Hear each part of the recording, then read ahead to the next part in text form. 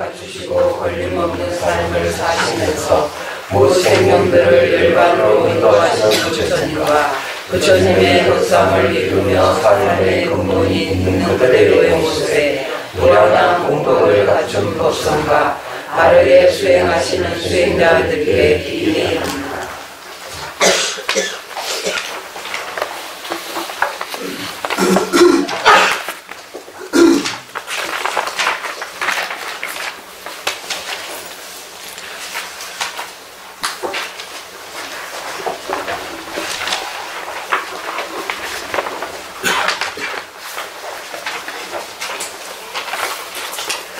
자, 41페이지요.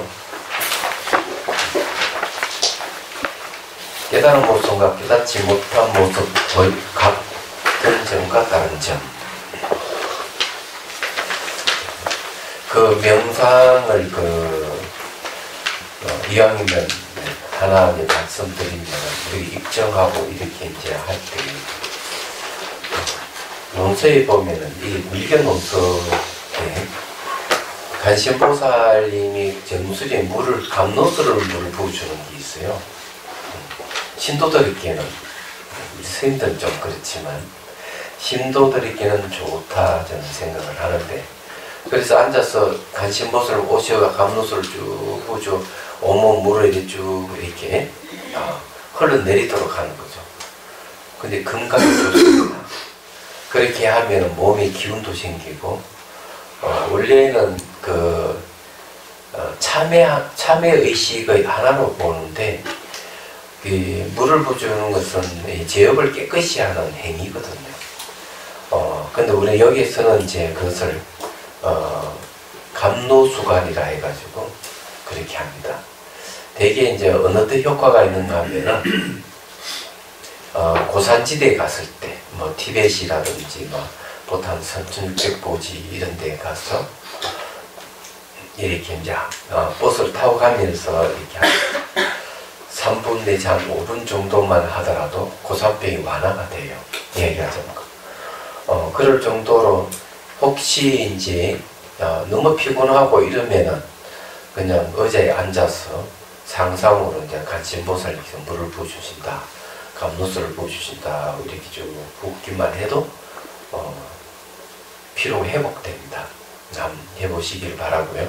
물론 지혜를 개발하는 건 아닌데, 그 간신보살님도 내 마음의 이 지혜와 자비의 형상화라고 생각하거나, 감로라고 하는 것은 제 불사의 약이거든요. 감로수가. 열반의 다른 이름이에요. 그렇게 이제, 의미를 생각하고, 하면 효과가 좋습니다. 그렇게 하다가 몸에 변화가 생기면은 그걸 무상관찰하면 되거든요. 그래서 한번 해보시라고 말씀드리고요. 자, 41페이지 한번 읽어볼게요. 깨달음과 깨닫지 못한 것이 두 가지 모습이 있다. 하나는 이 둘의 같은 모습이고, 다른 하나는 이 둘의 다른 모습이다. 깨달음 깨닫지 못한 것이 같다는 것은 무슨 뜻인가? 비유하자면 가지가지 그릇이 모양은 다를지라도 모두 흙으로 빚어졌다는 것과 같다. 그 번뇌가 원래 없는 연기의 각성이 무루와 연기를 자각하지 못한 무명, 그리고 무명에 의해서 분별된 모든 환과 같은 활동이 그 바타에서 보면 똑같이 진해의 각성과 각성의 활동이라는 것이다. 여기서 이제 깨닫거나 깨닫지 못하거나 아무 관계없이 전부 다 알고 보니까 진해의 각성이다, 이렇게 이제 얘기합니다. 각성의 활동이다, 이렇게 얘기를 합니다. 네, 이걸 보면은 이제 생각나는 게, 이 도시 사람들은 시골의 한머지에 와 보면은 참 조용하고 한가하게 보이는데, 그 들에서 농사를 짓는 농부 입장은 그렇지 않거든요. 예, 그 모습은 한가하게 보이고 너무 좋게 보이지만은, 마찬가지예요. 깨닫지 못한 상태에서는 모든 괴로운 게 아닌 게 없지만 깨닫고 보면은 모든 다 이 진여의 작용이다. 이렇게 이제 보는 거죠. 이야기하자면. 그래서 우리가 그 모습을 볼 때하고 그 안으로 들어가서 내용은 전혀 다를 수가 있습니다. 다를 수가 있는데 여기서 이제 무명의 입장은 그런 거죠. 무지 입장에서는 괴롭지 않는 게 없지만 깨달은 사람의 입장에 봤을 때 상대가 괴로워하거나 괴로워하지 않거나 아무 관계없이 모든 진여의 작용으로 볼 수가 있어요. 육조 스님도 보면은 생각이라는 것은 깨닫고 보면은 그 생각이 진여의 작용이지만 깨치기 전에는 그 생각들이 다 번뇌가 될 수 있다는 것이죠. 얘기하자면. 근데 우리가 이제 주의해야 될 것이 이제 뭐가 있는가 하면은 수행을 하는데 생각을 원소로 생각해서 생각을 잘라내고 없애려고 사람들 해요. 그래서 여기서 코칭을 해보면은 어떤 일이 벌어지는가 하면은 이놈 생각이 잡생각이 너무 많이 올라와서 수행이 안 됐다고 이렇게 얘기를 합니다. 그래서 이 생각 자체가 올라오면 안 된다. 이것이 없어져야 된다. 이렇게 생각을 하고 이 명상을 하거든요. 그건 잘못된 거예요. 그렇게 하면은 나한테 힘이 들어가지고 안 되는 거죠. 제가 알고 있는 어떤 분은 생각이 이게 왼수로 생각해서 생각이 올라오지 않는 것, 마음의 고요함을 최상으로 취급하고 생각이 올라올 때마다 이건 이제 엉두르고 없애고 그래 했거든요. 처음에는 한 문제 잘라내고 없애면은 없어지는 것 같지만은 그 다음 또 올라오거든요. 그 사람이 나중에 패닉 상태에 빠졌고, 네. 그리고 이거 해도 안 된다 이런 생각을 갖게 됩니다. 그 원인이 뭐냐 했더니 생각을 없애려고 했던데 출발했던 것이죠. 그래서 제가 이제 그 얘기를 해줬습니다. 생각을 없애려고 하지 말아야 된다. 생각 없애려고 하는 것 자체가 바로 분노를 일으키는 것이다. 생각 그 자체는 잘 보면 생각의 패턴을 읽어야 된다. 생각이 일어나면은 일어나는 흔적이 없고 생각 사라져도 사라지는 흔적을 아무리 찾아도 없다. 종을 치면 종소리가 막 들리지만은 그 소리가 지나가면서 흔적을 남기지 않는데 한번 초점 맞춰봐요. 거기는 아무것도 없다. 처음 종을 칠 때나 종소리 끝날 때나 똑같다. 제가 그런 얘기를 해줬죠. 문제 해결했던 거죠. 간단하게요. 그럼 마찬가지예요. 여기 이제 여기서 두 가지가 같고 같지 않음을 얘기를 했지만은 대개 이 무명이라든지 이런 것을 이제 생각할 때 이걸 적으로 돌리고 이걸 완전히 없애야 된다 이런 생각을 하거든요. 그렇지만 바탕을 보면은 똑같은 것이다 얘기하잖아요. 그래서 이제 그 번뇌 망상이라 그래가 잡생각이 일어나고 감정이 올라오는 것을 적으로 돌리면 안 되는 겁니다. 얘기하잖아. 그래서 이제 제가 남방에 가서 수행할 때도 이 잡생각을 올라오는 것을 어떻게 처리해야 될 것이냐. 딱 얘기가 그런 얘기. 그건 자연현상으로 생각하라. 주객이 상대에서 일어나고 사라지는 것이니까 이건 자연현상이 지나지 않는다. 그렇지만 이걸 없애려고 하면은 잘 안 된다. 더 치성하게 일어난다. 이렇게 얘기를 해주는 것이죠. 그런데 이제 거기도 보면 나옵니다. 대승기신론 뒤에 가면 이제 지관 수행, 삼마타 수행의 네 번째 건주심에 가서 앞에 이제 이런 거거든. 처음에는 이제 마음에 집중하기 위해서, 안에 마음을 집중하기 위해서 뭘 얘기하고 있는가 하면 호흡을 관찰하지 마라, 형상을 관찰하지 마라, 호공도 역시 관찰하지 마, 시소봉 4대도 그렇고 또 이렇게 견문각계로 오는 이 대상에 대해서 마음을 다 놓아버리라. 그러면 안으로 마음을 집중할 수가 있다. 이렇게 얘기를 해요. 두 번째 이제 등주심에 가서 뭐라는 올라오는 생각마다 알아차림해서 다 제거해버리라. 올라오는 것마다 생각을 제거하라. 뭘 정념으로 알아차리고. 세 번째 단계에 이제 올라가면은 제가 했다는 생각도 두지 말아라. 자, 여기까지 딱 보면은 아, 생각을 없애야 될 대상 맞구나. 이렇게 하면 없어지는구나. 그런데 네 번째 단계가 아마 딱 반전이 일어나요. 네 번째는 뭔가 아마 생각에 생멸이 없음을 알아야 된다. 이게 무슨 차이냐? 앞에는 알아차림을 통해서 없애는 거는 내가 힘으로 없앴지만 네 번째 이치를 잘 살펴보면 생각이 일어나도 일어나는 것이 없고 사라져도 사라지는 것이 없다 이거죠. 맞아. 그래서 생각이 생멸이 없음을 알아야 된다. 그렇게 되면 비로소 마음소를 우리 마음을 잔등을 볼 수가 있다. 이렇게 얘기합니다. 그래서 여기서 똑같이 그대로 적용할 수 있습니다. 깨닫거나 깨닫지 못하거나 근본을 딱 보면은 다 여기서 진여의 각성이고 진여의 활동이 지나지 않은 것이다. 무명이라 해가지고 불각이라 해가지고 이거는 완전 죽일 놈이라고 생각하지만 그런 건 아니다 이죠. 얘기하자면 이 생각해 보시면 이제 아시겠지만 어록에도 보면은 이 비슷한 이야기들이 상당히 많이 있어요. 그 중에서 이제 거북이 이야기를 종종 이제 옛날에 큰 스님 얘기 들어보면은 거북이는 자기 흔적을 남기기 때문에 사냥꾼에게 잡힌다는 거죠. 근데 신령스러운 거북이는 잡히질 않는 거예요. 그거 왜 안 잡히느냐? 자기 지나가면 자기 흔적을 다 지워버려요. 흔적을 지워버리니까 이 사냥꾼이 흔적을 찾을 수 없어서 잡지를 못하는 거죠. 마치 새가 하늘을 날아가면서 흔적을 남기지 않듯이. 그건 제가 말씀드리고 싶은 것은 항상 초점 어디에 맞추느냐가 중요한 거예요. 나타난 현상이 맞추는 게 아니고 현상이 지나가면서 흔적을 남기지 않는데 초점을 맞추면은 비로소 아 이게 생각에는 감정에 다 실체가 없구나 이걸 알 수가 있다는 거죠.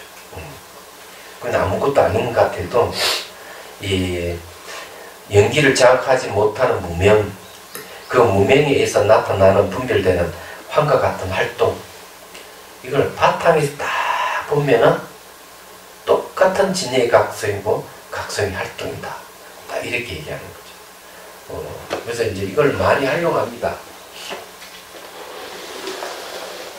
극기 이제 명상을 할 때도 이제 이 밑에 귀 깔려 있거든요. 낙엽버튼이 깔려 있으면 걸어가면 바스락 소리 납니다. 그리고 또 새 소리도 막 들리고 이러는데, 그럼 걸어가면서 이 소리를 어떻게 관찰하느냐 이러면 소리를 관찰해 가지고는 아주 스트레스 받습니다. 얘기하죠. 바스락 소리, 새 소리부터 일상생활 자동차 소리, 서로 이야기하는 소리 굉장히 많잖아요. 그런데 스트레스 안 받는 거는 소리가 지나가면서 흔적을 남기지 않는 자리에 초점 맞추는 이 바탕이에요. 얘기하자면. 종을 치면요.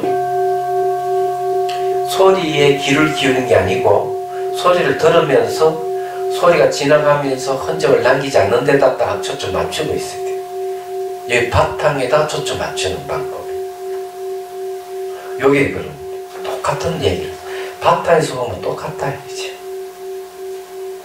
그는 어떤 소리를 듣더라도 소리가 무상하고 자성이 없다 하는 걸 알게 돼요. 흔적을 안 남기기 때문에. 소리 그 자체가 자성이 없어요. 거기다 맞추는 거예요.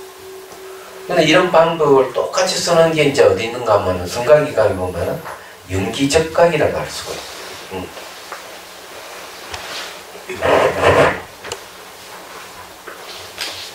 칠판이 커졌네.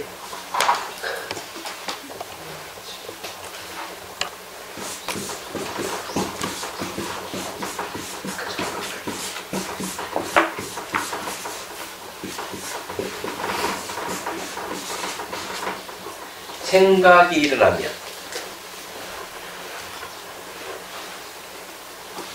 생각이 나면 깨닫는다 했는데 이 깨달음의 내용이 뭐냐면요, 자치 없음입니다.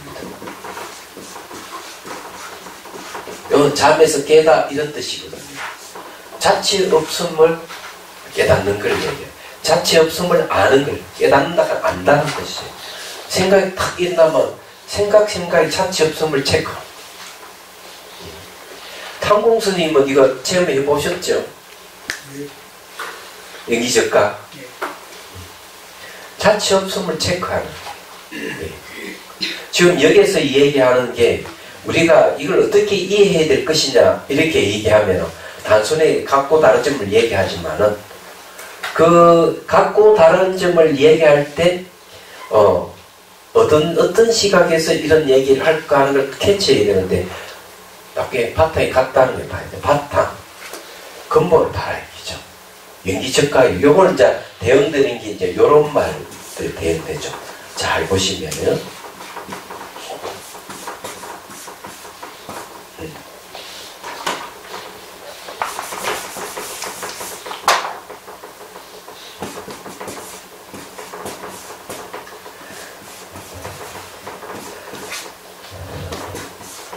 요 반야경이 나오는 얘기인데 무상적공이에요. 그럼 요 무상을 잘 보십시오. 요 무상을 딱 보면은 과거, 현재, 미래로 나눕니다.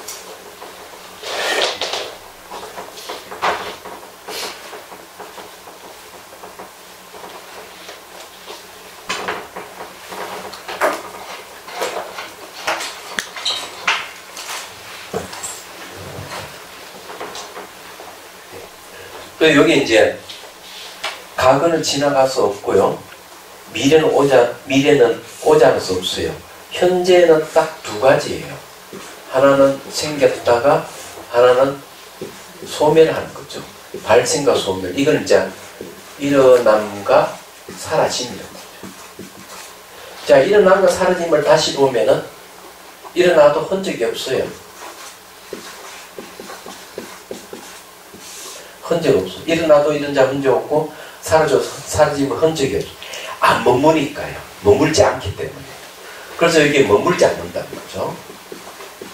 머물지 않는다 하는 것은 흔적 없다는 거죠. 그래서 이게 초점을 어디에 맞추는, 소리에 초점 맞추는 게 아니고 소리가 흔적을 남기지 않는 자성이 없는 데다 초점 맞추셔야 돼요. 마찬가지로 감정이 올라오거나 생각이 올라올 때도 저런 식으로 딱 분석을 하는 거죠. 과거는 지나갈 수 없고 미래는 오지 않았고 현재는 머물지 않는다. 무상을 통해서 흔적 없음이 뭐냐? 바로 공을 얘기해요. 자성이 없는 걸 얘기하는 거죠. 연기적각이나 무상적공이 딱 배대를 치면 딱 맞아요. 이게.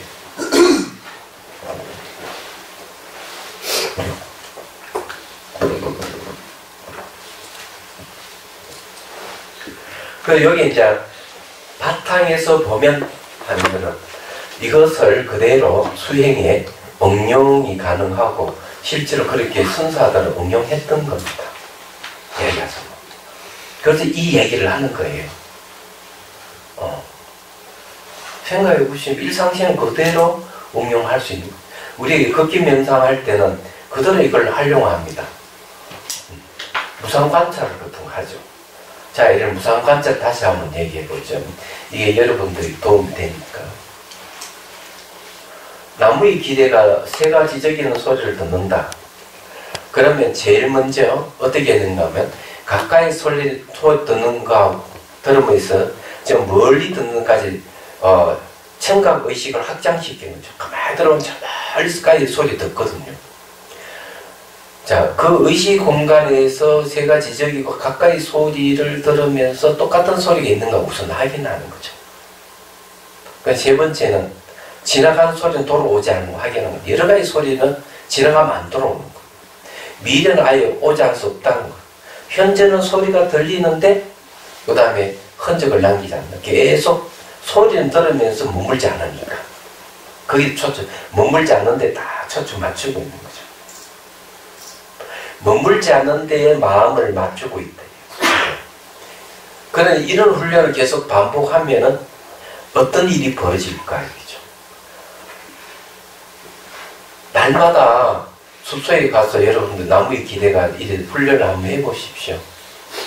그러면은 머물지 않는데 머물고 있는 마음이 보이기 시작해요. 희한하게도.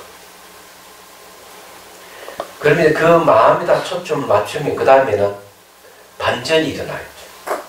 바깥에서 이 새가 지저귀는 소리가 이런 것이 끊어지는 현상이 생기다가 제대로 온전히 자기 마음에 집중해버리면 탁 끊어져요. 이걸 반문문자성이에요. 우리는 그냥 반문문자성, 그 이제 보조국사께서 하시는 말씀대로 하자면 밖에 무슨 소리가 들리느냐? 새가 지저귀는 소리가 들립니다. 그러면 듣고 있는 그 자성에다 귀를 기울여봐라. 무슨 소리가 들리느냐? 그 자성이 자기 마음이죠. 소리를 듣는 마음에다 네가 한번 귀를 기울여봐라. 무슨 소리 들리느냐? 아무 소리도 안 들립니다. 그래 그것이 간신보살께서 깨쳐 들어가는 길이다. 이 수신결이 나오잖아요. 근데 저는 이걸 응용했어요. 어떻게? 그렇게만 가르치면 사람들이 다 그렇게 새소리 듣는 마음에 초점 맞출 것 같지요? 어디가 없어요. 안 돼요. 실제 해보면. 안 되기 때문에 이걸 이제 앞에 처음부터 가는 길을 청각의식을 넓히고 그 청각의식 영역 속에 수많은 소리 중에서 곧 같은 소리 있는가 살펴보고 과거는 지나가면서 돌아오지는 확인하시고 미래는 소리가 오지 않다 확인하시고 현재 속에 머물지 않는데 초점 맞추시오. 요까지 하는 거예요. 제가 여기서 가리키는 이 명상기법이라는 게 제가 막 창조한 것 같지만 만든 것 같지만 알고 보면은 근거가 있습니다. 이런 근거를 두고 만드는 거예요. 얘기하자면. 그래 오래 하다 보면 이제 자기 마음이 보이면은 마음에다가 초점 맞추십시오. 그럼 반문문자성이 되죠. 그러면 바깥으로 딱 끊어져. 안으로도 그때 이제 마음의 영역으로 돌아요. 이 마음의 영역으로 돌아오는 것이 사마타 수행이 어디에 해당하는가 하면 최극적정심이 들어가요.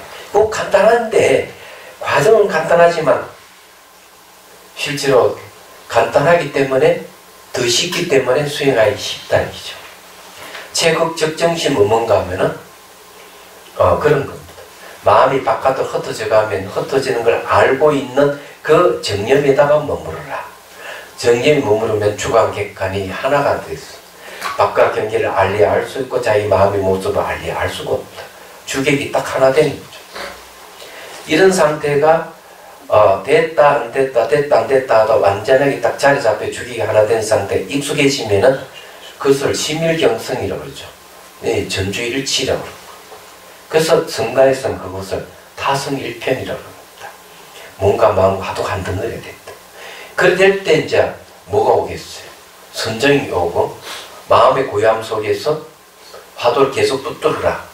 고요함에 매몰되면 안 된다. 나온선사가 그러죠. 붙들고 계속 있으면은 뭐가 온 줄 아세요? 공경영지법입니다. 안과 밖에 텅 비어 아무것도 없지만 실령설이 아는 암이 탁 생기는 거예요. 그럼 깨달음 멀지 않다. 이 기가 막혀요. 제일 중요한 거는 그런 마음을 보느냐 못 보느냐가 상당히 중요한데 그런 과정이 바로 저는 연기적관이나 무상적공을 통해서 알 수가 있는 거죠. 근데 여기서 끝나버리면 안 되겠죠.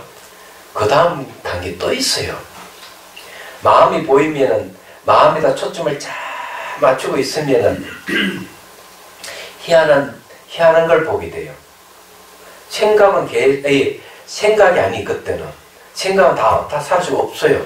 마음 한 덩어리만 있는 이 마음이 계속 사라져요. 무상하다 하는 걸 알게 됩니다. 사라지는데 그 마음이 존속하고 있어요. 사라지면서 존속한다는 말이 무슨 말인가 하면 불연속의 연속입니다. 그러니 마음은 무상하다 하는 것들 알 수가 있어요. 그래서 이걸 더 자세하게 어제 얘기했던 전찰로는 사라지면 후찰로가 일어나고 후찰로가 전찰로 사라지면 또 후찰로 일어나고 이래서 마음은 상속해 간다는 걸 알게 되는 거죠. 여기서 또 어떻게 해야 되는 줄 아십니까?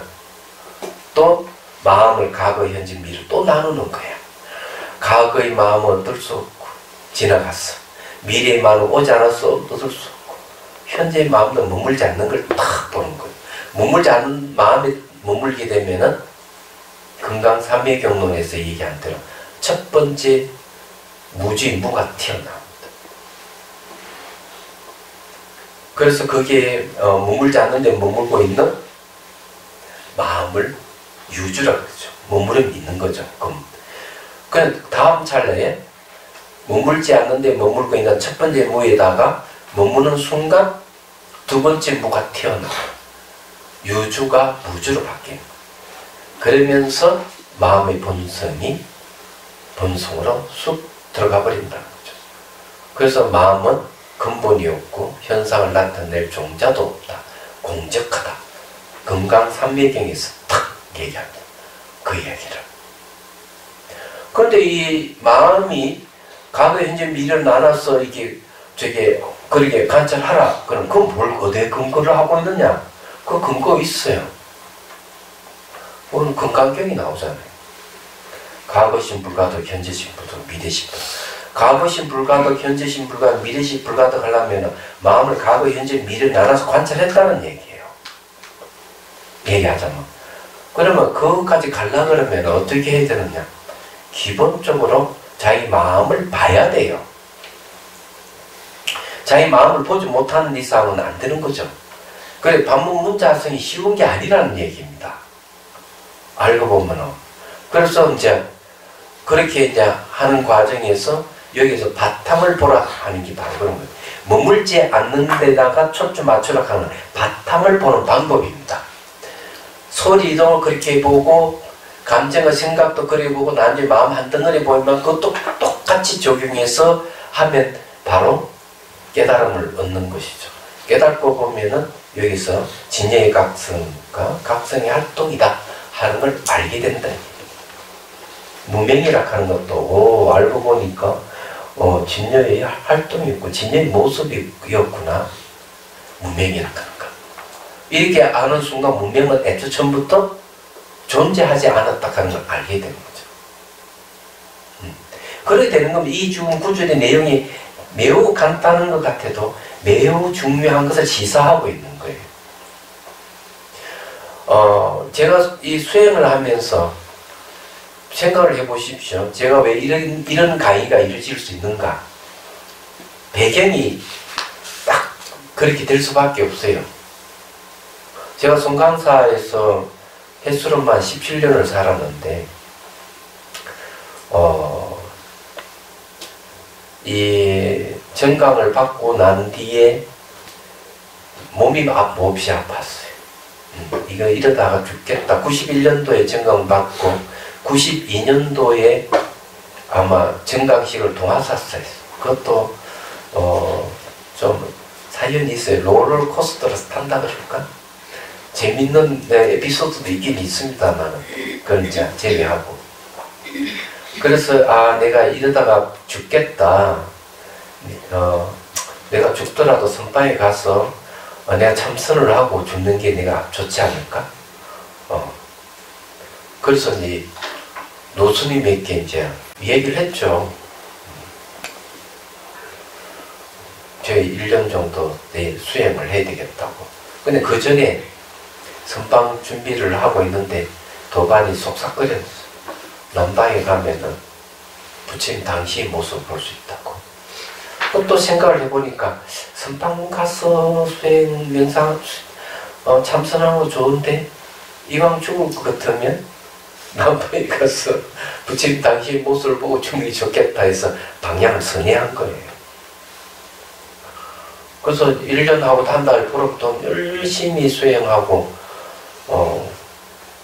생각지도 못했던 소독을 얻었죠.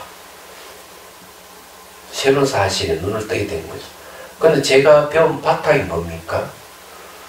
제가 이 원시불교는 호신스님한테 배웠습니다. 원시불교요. 근데 제가 몸담고 있는 게 대성불교잖아요. 강당에서 선오록과 논수와 경전을 강의하던 강사인데 한번 생각해 보십시오. 근데 그것이 내가 수행했던 이빠사나 수행을 했던 거하고 접목이 딱 되는 겁니다. 그리고 또 이제 그러면 계속 2003년도에 돌아와서 강주 소임을 맡으면서 수행 게을리하지 않았습니다. 그리고 2002년도에 다시 소임을 그만두고 어디 갔느냐면은 인도 갔습니다. 갈 때 정산 스님 보고 같이 가자 그랬죠.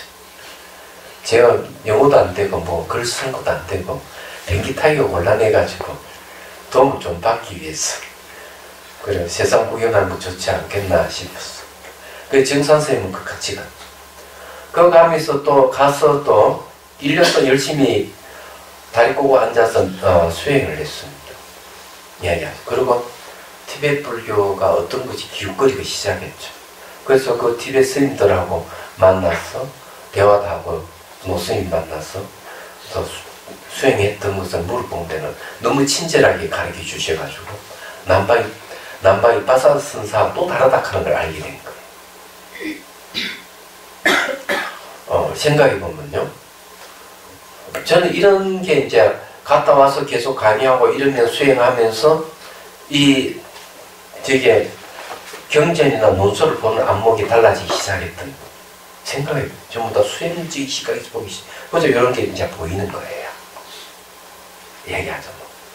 그래서 이런 걸 여기서 다 적용을 명상현타를 열고는 그대로 다 적용시키는 거죠. 그 중에 하나가 극기명상 중에서 소리 관찰 같은 거. 걸어가면서 소리가 들리면은 항상 그 소리를 들으면서 흔적 남기지 않는데 초점 맞춰 걸어가야 된다. 이렇게 가르치는 거죠. 얘기하죠. 그건 이것도 역시 그런 식으로 실제 보면 된다는 거. 그럼 이런 것들은 그냥 연기적각도 그렇게 다 매체가 되는 거죠. 알고 보면 얘기하죠. 그런 겁니다. 제가 생각하기로는 10년 전에 대승기 신혼 강의하는 것도 내용 보면 전부 다 수행에 관계되는 시각에서 전부 강의를 했던 거예요. 그래서 사람들이 유튜브에서 그 강의를 들을 때 신선하게 느껴지지 않았을까 그런 생각을 해요. 그래서 뭐 독일에서도 미국에서도 제 강의를 들었다는 사람들이 찾아오거든요. 얘기하자 뭐. 그런데 한창 젊었을 때고 그러니까 이 수행적 시각이 묻어나니까 해석이 새로운 해석이잖아요. 안목이 다르니까. 그런 사람들이 좋아했지 않았냐 생각이. 그렇지만 지금은 훨씬 낫다 이죠. 훨씬 그때보다 지금이 이제 보는 안목이 더 좋아진 거죠. 그건 앞으로 더 좋아질 거라고 보는 거죠. 저는 끊임없이 계속 강의를 하고 수행하면서 계속 개발하는 거예요. 제 자신을 놔두지를 않아요. 글을 계속 쓰다 보면은 이 새로운 아이디어가 생긴. 이렇게 보면 좋겠다는 게 탁탁탁 나오는 거예요. 얘기하잖아. 그런 겁니다. 여기서도 그런 문제. 그 바탕에서 보면, 자, 그 다음에 봅시다. 그렇기 때문에 경전에서는 연기인 진여의 뜻에 의지해서 모든 중생이 본래 열반의 삶을 살고 있다라고 말합니다. 깨닫거나 깨치지 못하거나 관계없이 모든 중생들이 열반의 삶을 살고 있는 거예요. 애초 처음부터. 그래서 금강경 대성 정종본에 딱 보면 이렇게 얘기하고 있죠. 부리심을 일으키는 선남선녀는 어떻게 살아야 하고 어떻게 마음을 다스려야 합니까? 수부리 순자 부처님께 딱 물으니까 부처님 하신 말씀. 일체 중생을 구제하라. 9종류의 중생이 있는 구제하라 얘기죠. 그럼 일체 중생을 한 중생을 구제하는 게 아니고 일체 중생을 구제하라. 그러면 한 중생을 위해서 버리심을 일으키지 말고 일체 중생을 위해서 버리심을 일으키라. 그거는 저게 되고 거기 나오잖아요. 하은경이 나오는 내용이죠. 초발심 공덕품인가 막 나오는 거예요.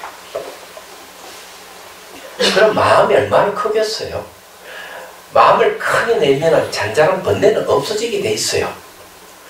얘기하자면 그것이 중생 구제하는 것이 보리심을 일으킨 선남선녀들이 삶의 태도이고 그런 큰 마음을 낼 때 내 마음을, 잔잔한 마음을 다스리는 것이다.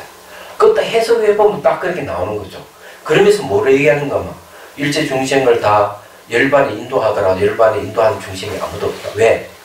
이 말들은 다 열반의 삶을 살고 있는데 무슨 저게 열반에다 이르는 중생 이렇게 한다는 말이 되느냐는 거죠. 딱 그렇게 나오는 거예요. 보면. 근데 원각경도 딱 보면 그런 거죠. 우리는 깨달음 이렇게 하면 내가 열심히 노력해가지고 깨닫는다 이렇게 얘기하는데 원각경이 원각을 얘기를 그렇게 얘기 안 하는 겁니다. 깨달거는 못 깨달고 우리 살고 있는 이 세계 자체가 원각이다 이렇게 얘기해버리는 거죠. 벌써 보는 시각이 다른 거예요. 경전에서는 이런 건 그대로 선사들이 그대로 가지고 있는 거죠. 얘기하죠. 깨치거나 못 깨치거나 관계없이 우리가 살고 있는 이 세계가 바로 원각이다. 그런 말을 하는 것 중에서 이제 유명한 얘기가 있죠. 원각경이 나오는 무변호공 각소현발. 끝없는 호공은 깨달음에서 나왔대. 발현됐어. 근데 이거는 선사들이 많이 인용하는 부분이에요. 이걸 잘못 해석해가지고 무변호공에서 깨달음이 나왔다. 이렇게 해석하면 안 된다는 거예요. 잘못된 거죠. 그건 호공이 궁극이라고 생각하게 되는데 그거는 외도가 됩니다. 외도. 외도예요. 그건. 호공이 궁극이 아니에요. 얘기하자면 그런 거죠. 우리 본래 열반의 삶을 살고 있단 말이에요. 그래서 오는 거예요. 자, 라고 말합니다. 아울러 깨달음이란 수행으로 이루어지는 것이 아니며 수행으로 만들어지는 것도 아니며 어떤 경우도 얻을 수 있는 것이 아니며 형식을 통해서 볼 수 있는 것이 아니다. 라고 합니다. 이 뭔가 마음의 본성 진여 자체에 대한 얘기를 하고 있다. 원각, 진여, 보리, 법계, 불성, 중도, 제1이공 다 같은 말이에요. 일착자, 한물건, 본래 면목 말만 다르게 다 같은 얘기예요. 그거는 뭔가 하면은 수행으로 지어지는 것, 만들어지는 게 아니다. 얻을 수 있는 거 아니다. 원래 다 갖추져 있는 것이기 때문에. 여기 얘기가 그런 얘기죠. 알고 보면은. 그래서 이게 형식을 통해서 볼 수 있는 것이 아니다. 만의 색상을 통해서 볼 수 있는 것이라면 그것은 환과 같은 업에 의해 만들어진 것으로 환과 같은 업에 의해서 만들어진 마음의 움직임에 의해서 나타난 것이다. 열애장이 함장하고 있는 가지가지 덕상이 나타나는 것이 아니다. 지혜의 덕상은 색상을 통해서 볼 수 있는 색상이 아니기 때문이다. 그런데 이런 이야기는 그러면 어르기는 없는 이야기죠. 있어요. 그러니까 옛날 선사들은 경론을 많이 보셨던 거예요. 알고 보면.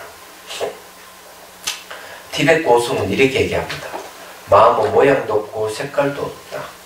모양도 없고 색깔도 없는 그 마음에 머물 수 있으면 깨달을 수가 있다. 대선사는 서장에서 뭐라고 얘기하냐. 마음이란 방향과 초소가 없다.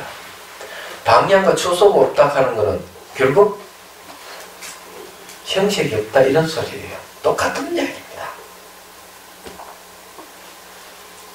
그런데 근기가 수승한 이는 이런 말 한마디에 바로 깨달을 수가 있어요. 이런 걸 정형적으로 보여주는 게 조사선이거든요. 조사선이 안 되니까 가나선이 튀어나온 건데 잘 생각해봐. 얼마나 간단한가 하면은 해가스님 그런 얘기를 해요. 제 마음이 불안합니다. 제 불안한 마음을 편안하게 좀 해주십시오. 닮아서 손을 내밀 그 불안한 마음을 가져오느라. 근데 해가서 아무리 찾아도 마음은 불안하긴 불안한데 형상도 없고 색깔도 없고 끄점 낼 수도 없어. 아무리 이거 찾아도 찾을 수가 없습니다. 그럼 바로 얘기해줘. 그래, 내가 너희 마음을 편안하게 해줬다. 바로 얘기해주죠. 바로 깨달으면 못잖아요. 희한한 일이죠. 마음 자체 모양도 없고 색깔도 없어요. 물질도 아니고 비물질도 아니다. 그죠? 저는 그렇게 표현하죠. 또 다르게 얘기하면 숨도 쉬지 않고 땀도 흘리지 않는다. 그러죠. 그 콧구멍이 없거든. 생각해보면 너무 간단해요. 마음은 아는, 지금 무엇이나 아는 성질인데 무슨 모양 있고 색깔이 있습니까? 없습니다. 그대로 얘기를 하는 거죠. 근데 이제 이 여러 장의 함장함에 가지가지 덕상이 나타나는 것이 아니다. 지 덕상, 색상을 통해서 볼 수 있는 대상이 아니기 때문이다. 그러면 이제 제가 다른 이야기를 하죠. 원각경 이야기에서는 원각경을 한번 재해석을 해볼게요. 원각경 보안보살장에서 원각을 얘기합니다. 원각은 다른 이름 열애장입니다. 말만 다른 똑같은 얘기다. 원각경 보안보살장에서 뭐라고 얘기하느냐 이런 얘기를 하죠. 그게 아마 보안보살장에서 아니고 그 앞에 보현보살장부터 해서 쭉 보면은 이런 내용이에요. 모든 것은 삼단마성 모든 것은 원각에서 나왔다가 다시 원각으로 돌아간다. 그렇지만 원각은 홍과 같았어. 홍이 꽃이 피고 지고 하더라도 홍은 변함이 없듯이 원각에서 모든 게 나오고 모든 게 들어가더라도 원각은 바뀌지 않는다. 이런 얘기예요. 여러분 이런 걸 요즘 식으로 하면 어떻게 해석하죠? 왜 이런 게 중요한 거죠. 강사가 하는 역할이 이런 것을 현대적으로 쉽게 풀어낼 수가 있어야 돼요. 말 그대로 아주 대단한 거거든요. 삼단마하는 우주 온 법계가 원각인데 모든 원각에서 나오는 원각으로 들어가는데 나오는 건 생기고 들어가는 건 별이에요. 원각을 중심으로 생매를 한다는 뜻이거든요. 생겼다 사라졌다 하는 거거든요. 근데 일상생활에 이게 있느냐? 있습니다. 재치기 해본 적이 있죠. 심하게 재치기 하면 정신이 갑니까 안 갑니까? 정신 한번 착 갔다가 탁 나오죠. 그렇잖아요. 나오는 사라지는 거는 사라졌다가 다시 생기잖아요. 그럼 재치기만 그럴까? 호흡을 잘 살펴보면 호흡은 나갔다 들어갔다 계속 하지만 나갔다 들어올 때 한 번씩 탁 멈춰요. 잠은 어때요? 전에 잠자고는 잠에 푹 빠졌다가 새벽에 탁 깨어나죠. 그죠? 그러니까 생멸이잖아요. 새벽에 깨어났다가 다시 저녁에 잠을 자니까. 그러면 좀 더 길게 본 사람은 어때요? 태어나고 늙고 병도 죽잖아요. 다시 부모 일어나고 또 태어나잖아요. 생멸을 하잖아요. 근데 말하고 싶은 그 중앙에 뭐가 있느냐는 거지. 재치기 할 때 중앙에. 잠잘 때 그 중심이 뭐가 있느냐. 사람이 생로병사하며 죽고 다시 태어날 때 중심이 뭐 있나요? 원각이 있다는 거죠. 원각에서 모든 게 나왔다가 모든 게 그 원각으로 사라지기 때문에. 얘기하잖아. 그럼 이걸 어떻게 드러내느냐 이거죠. 하는 문제가 그게 있는 수행입니다. 그걸 알려면 기본적으로 색상이 없다, 형식이 없다 하는 거 알아라. 그럼 형식이 없는 거 안다면은 형식이 없음을 알았다? 어떻게 알았지? 어떻게 알았는 얘기야? 안 그래요? 그래서 필요한 것이 육안으로 볼 수 없어요. 형식이 없는 거니까. 그럼 심안이 마음의 눈이 생겨야 된다. 여러분 아침에 걷기 명상을 했잖아요. 집에 와서 실천을 좀 하셔야 됩니다. 실천을 하면서 늘 발바닥 감각 알아차리기를 하십시오. 의식을 발바닥에도 늘 감각 알아차리 훈련하면 걸어갈 때 하면 망상도 안 생기지만은 어느 순간 발바닥이 사물 보이기 시작하면 마음에 눈이 생겼구나. 눈이 생길 때 되면은 형식이 없는 마음의 본성을 볼 수 있는 조건이 갖춰지는 겁니다. 정말요. 그게 색상을 통해서 볼 수 있는 대상이 아니라면은 마음에 눈이 생기면 되는 거죠. 그래서 이 내용이 그런 쫙 풀어보면 수행적 시각에서 봤을 때 이거 어떻게 알지? 바탕에서 봐라. 그럼 바탕에서 보려면은 그런 훈련을 통해서 형식이 없는 거 어떻게 알지? 마음의 눈이 생기게 된다. 였다 이 얘기하자면 고려 되는 거예요. 사실 이런 이야기는 제가자들에게는 얘기를 안 했습니다. 시간이 다 한정되어 있기 때문에 그 시간 다 맞춰야 되기 때문에 여러분들하고는 이 무한 시간이죠. 그죠? 뭐 이게 혹시 시간을 정해놓은 게 있습니까? 없죠? 없으니까 다 얘기할 수 있어요. 저기서도 다 얘기를 못했어요. 기본 선언에도 대세기성 강의를 하거든요. 그것도 딱 시간이 정해져 있어. 마음 놓고 이게 담론을 할 수가 없어요. 근데 여기에서는 할 수 있습니다. 제가 이제 아는 데까지 다 제가 알려 드릴게요. 정보를 공유하는 거죠. 얘기하자면. 자, 그 다음 봅시다. 깨달음과 깨닫지 못함이 다르다는 것은 무슨 뜻인가? 비유하자면 가지가지 그릇의 모양이 각기 다른 것과 같다. 자, 깨닫든가 깨닫지 못함은 각각 그릇 모양이 각기 다르지만 바탕은 같다. 이거죠. 얘기하자면. 자, 이걸 보니까 생각나는데, 저 어디고, 동화사에서 한 번은 그 깨달음에 대한 토론이 한번 열렸던 적이 있어요. 거기서. 그래서 이제 제 강의 때 질의응답 시간을 이제 갖고 토론할 때 어느 스님이 그런 얘기죠. 남방 이파사나 선사나 가나스니 선사나 깨닫는 건 똑같다 이렇게 얘기하더라고요. 저 그 찬성 안 했어요. 그래 남방의 소 우유 맛이나 북방의 소의 우유 맛이나 다 똑같을 것 같지만은 정말 다르다고 했어요. 네. 그러니까 같은 깨달음이라 하지만은 우유 맛이 다르다. 네, 그런 얘기 있어요. 그래서 깨달음도 4단계가 있잖아요. 범부각, 수분각, 범부각, 성사각, 수분각, 국경각. 같은 우유래요. 같은 우유인데 우유 맛이 좀 달라요. 범부각 깨달은 우유 맛, 네. 성문 영각과 추지보살 깨달은 우유 맛, 같은 우유 맛인데 미묘한 차이가 있어요. 맛보면 심도의 차이가 있죠. 이거 보니까 생각나서 하는 같은 밭은 진흙이지만 나타나는 질그런 모양이 각각 다르다 얘기하죠. 그럼 남방의 깨달음과 북방의 깨달음은 왜 다르냐? 도리심을 일으키냐 안 일으키냐에 따라서 다른 거예요. 그래서 결과가 다른 겁니다. 도리심을 일으키지 못한 깨달음은 해탈신을 얻어요.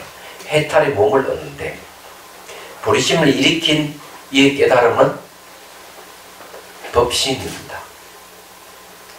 법신에서 보신과 화신이 나와서 중생구제하라 하죠.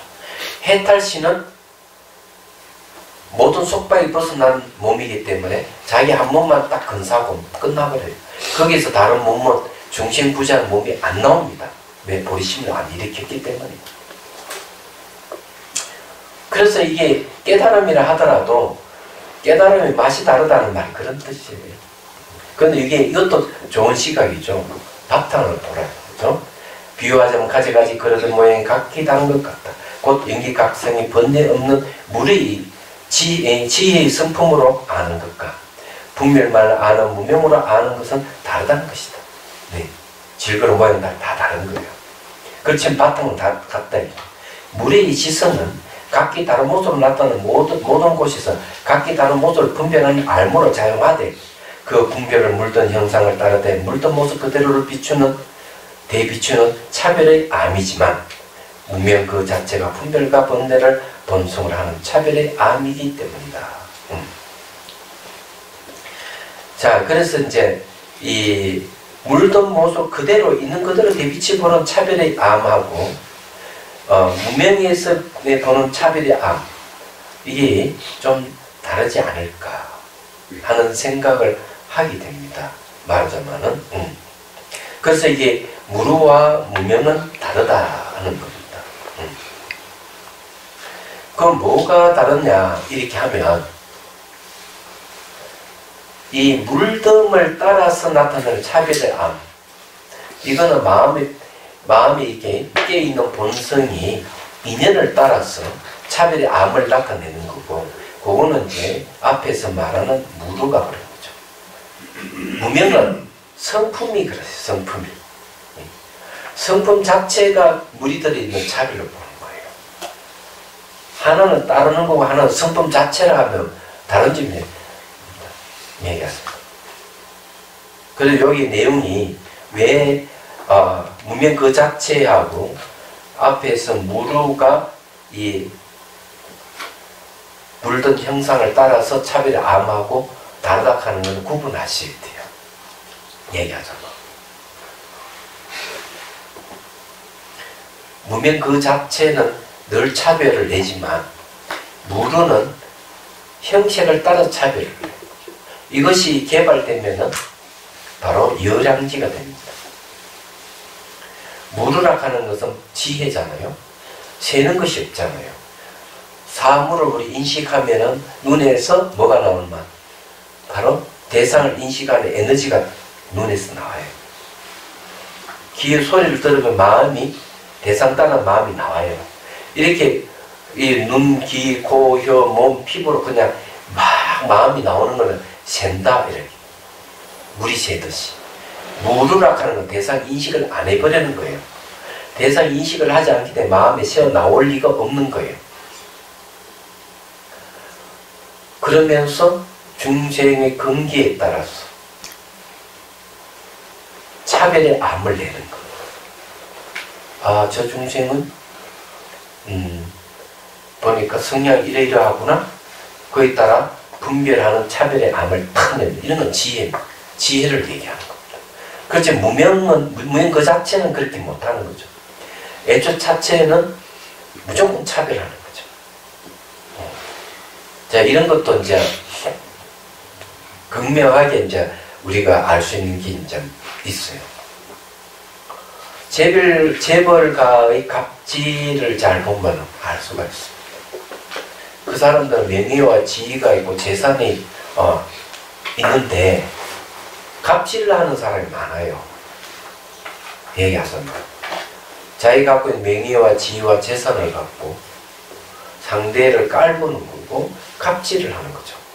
근데 여기 이제 중요한 게 이제 뭐냐면은 만일에 모든 존재가 무상하게 변하고 묘상하게 변하기 때문에 실체가 없어서 소유할 것이 아무것도 없다고 안다.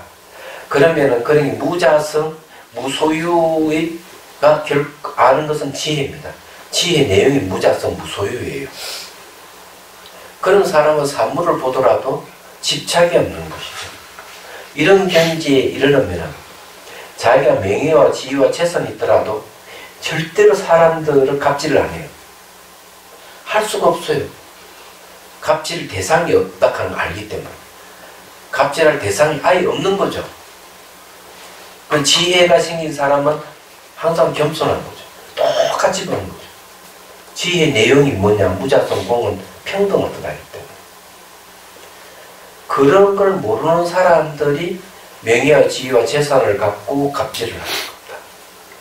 그래서 무명의 차별이 하는 걸 뭘 얘기하는가 하면은 이 명예와 지위와 재산을 갖고 갑질하는 모습을 얘기하는 거예요. 자기 레벨이 있는 사람은 평등하게 잘 돼야지만 자기 레벨이 안 맞다 이러면 갑질을 하는 거예요. 알 보고 아로를 보고 이러는 거죠. 그렇지만은 형색에 따르는 차별은 암을 내는 지혜자는 그렇게 하지 않는 거예요. 그래서 그것을 잘 보여주신 분이 조주 스님인 걸로 알고 있는데, 조주 스님은 지방 관료가 찾아와가지고 삼배를 보고만 얘기해 주지만은 절대로 문 밖으로 따라가지 않습니다. 배웅을 안 해줘요. 얘기하자면. 충분히 그렇게 해줘도 그 사람들은 그렇게 아는 거죠. 그런데 한 번 모르고 무제랭이 같은 사람이 와가지고 막 질문하고 이러면은 갈 때는 문 밖에 가서 아주 공손하게 잘 배웅을 해주는 거예요. 이기는 건 차별의 아니죠. 근데 지혜의 아닙니다. 그 내용을 그렇게 딱 볼 수가 얘기하죠. 그래서 이제 그런 거하고 관련이 있다 이래 보시면 됩니다. 자, 넘어갑니다. 이건 전부 다 해석이 됐죠. 자, 43페이지로 넘어갑니다. 마음이 생겨나고 없어지는 인연. 자, 이제 심생멸에서 심생멸 인연으로 왔습니다. 우리가 이제 요건 보면은 이제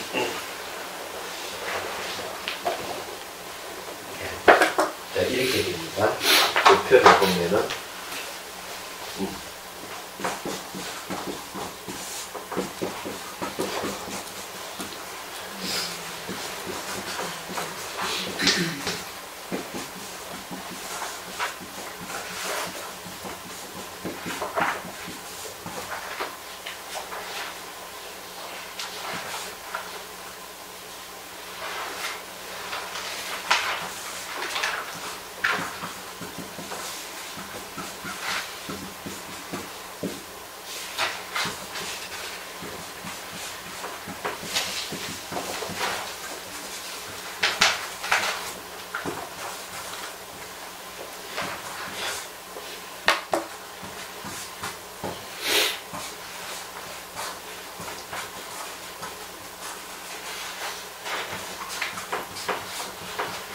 아마 이렇게 세 가지 심생멸 끝났습니다.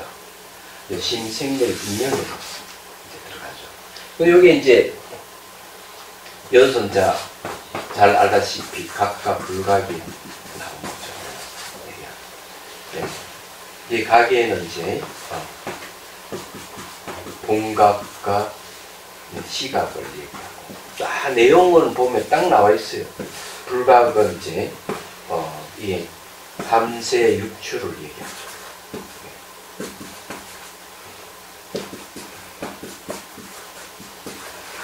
이제 이런 식으로 다 얘기를 하고 있습니다. 요 이제 시각은 이제 또 내순나는 범부가, 상사가, 수분가, 구경가 이렇게. 그래 이게 이제 우리가 심생멸의 내용이에요. 그러면 저기에서 마음이 생멸한다고 했을 때 한마디를 얘기하라 이러면은 심생멸 딱 한마디 얘기하면은 무명에 의해서 마음이 생멸하는 것이다. 요약하면 딱 그런 의미예요. 대충 그렇다고 이제 저리 인식하시면 됩니다. 여러분 보면 표를 그리시면 다 그려지게 돼 있어요. 자, 마음이 생겨나고 없어지는 인연에 대해서 첫 번째 보면 마음에 의하여 의와 의식이 생겨난다. 이렇게 이제 이거는 이제 아리아식이죠. 마음이라 하는 아리아식에 의거해 가지고 의와 의식이 생겨난다 이런 이야기입니다. 그럼 무명은 어디에 있느냐면 아리아식이 있습니다. 그럼 이때까지 아리아식이 무명에 대한 얘기를 한 거죠. 그렇게 생각하면은 별로 어려움이 없어요. 자, 의가 생깁니다.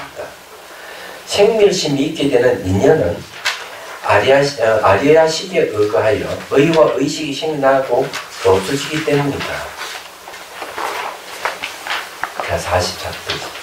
이것이 뜻하는 것은 다음과 같다. 생멸과 불생, 불멸이 함께 있는 아리아식에는 깨달음과 깨닫지 못함이 함께 있다는 것이다. 그러므로 아리아식에 의해서 문명이 있다고 말합니다. 근데 아리아식에서 문명이 있는 것이죠. 자, 여기에서 이제 생멸과 불생, 불멸이 함께 있는 아리아식. 왜 함께 있을 수 있을까? 아리아식에 깨어나면은 생멸과 불생, 불멸의 화합상이 깨져버립니다. 예. 그걸 깨는 것이 뭐냐는 게 중요하죠. 화합상을 깨는 것이 중요한 그게 수행이에요. 명상이에요. 화합상을 깨트리는 것이. 그래서 이게 어떻게 깨달을 것이냐 하는 거죠. 그래서 명과 무명이라고 분명하게 얘기해요. 이게 함께 있어요. 이런 걸 이제 뭐라고 얘기하는가, 뭐 광석 속에 진금이 있다 이렇게 얘기합니다. 광석 속에 진금은 생멸이 없는 거고, 그 광석은 생멸이 있는 거예요. 그래서 이파사나를 통해가, 이파사나 사마타를 통해서 광석을 깨트리는 거죠. 팍팍팍 깨들어가는 거예요. 그래 되면 깨트린다 하는 말은 하합상을 깨트린다는 얘기죠. 그래 명상이 바로 이 하합상을 깨트리는 방법이 되겠습니다. 얘기하자면. 그래서 이제 깨트리는 방법을 제가 앞 시간에 제가 얘기했죠. 바탕을 볼 줄 알아야 됩니다. 바탕을 보는 것은 어떤 현상이든 시간의 영역에서 못 벗어나기 때문에 시간을 과거, 현재, 미래로 나눠가지고 과거는 지나갔었고 미래는 오지 않는 현재도 머물지 않는 걸 보라. 그러면 머물지 않는 데 초점 맞추고 있으면 바탕을 보고 있는 거죠. 바탕을 보고 있으면은 어느 순간 생멸이 없어지고 불생불멸만 남게 됩니다. 그래서 바로 깨트리지는 거죠. 하합상. 그럼 이걸 하합되어 있는 생멸과 불생불멸을 깨트리는 개성이 있어요. 너무 흔하디 흔한 개성. 그게 뭔가 하면은 건강경 사구계 중에서 범소, 유상, 개시, 원망, 약전, 재상, 비상, 적견열다. 정말이에요. 이 멋진 개성이에요. 이건 한번 적을 필요가 있겠죠. 제가 이걸 한번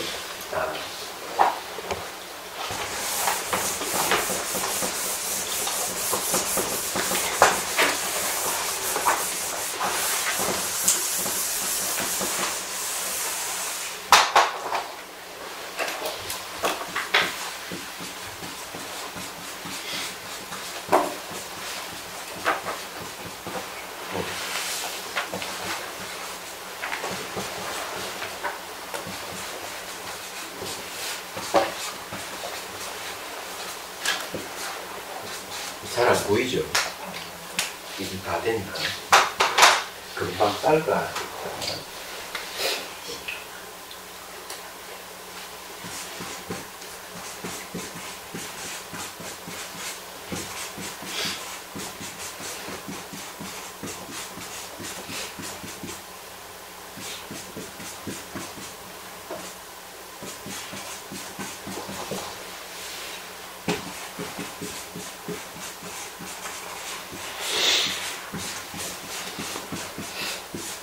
자, 여기에 대응되는 개성이 있습니다.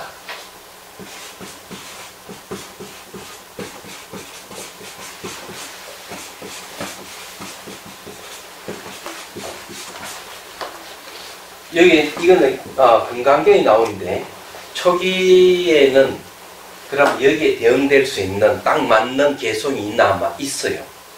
근데 똑같아요. 그거는 이제 설산동자 개성이죠. 너무나 잘 알잖아요. 그게 이제 뭔가 하면, 자, 보죠. 재행무상.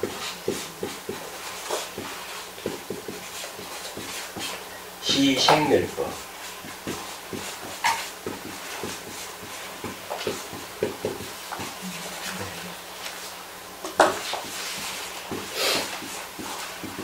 생멸이 멸이하면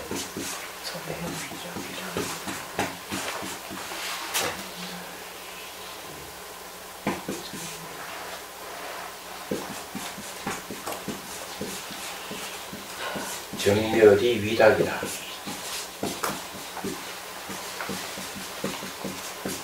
요거 잘 보면요, 금강경하고 이 개성과 똑같다 하는 사실을 알 수가 있어요.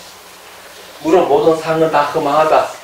그 허망이 뭐냐면 무상하게 생멸하는 현상이기 때문에, 법은 현상이다.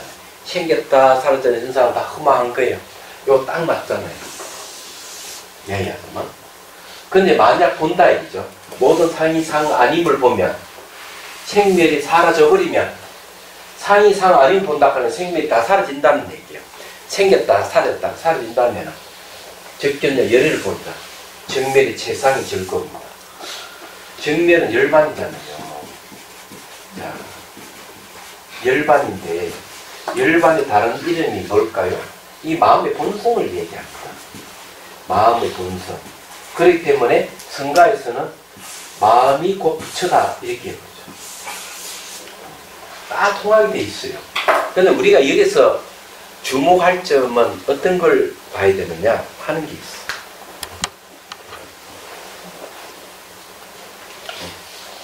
여기서 주목해야 될 점은 말이죠.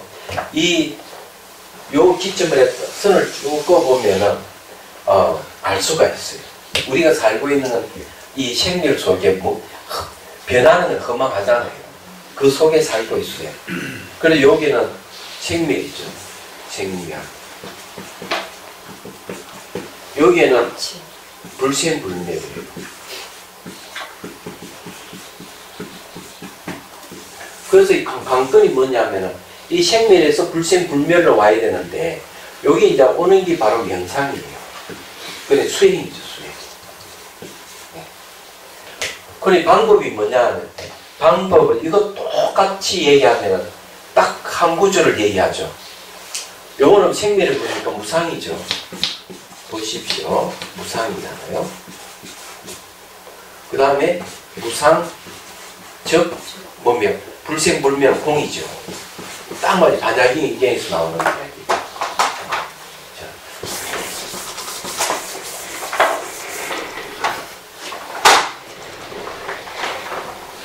자, 생멸은 무상이죠. 자, 무상. 다시 적습니다. 무상, 즉 공이잖아요. 자, 보죠. 그 다음에 이걸 자 실제 수행, 즉 수행은 어떻게 적용되는지 볼까요? 그대로 됩니다. 네. 연기, 생각이 일어나는 거 아닙니까? 무상한 거잖아요. 무상, 즉, 예? 즉 각이죠. 각의 내용이 뭡니까? 공이잖아요. 그래서 이게 원효 스님께서는 딱 이렇게 얘기해요.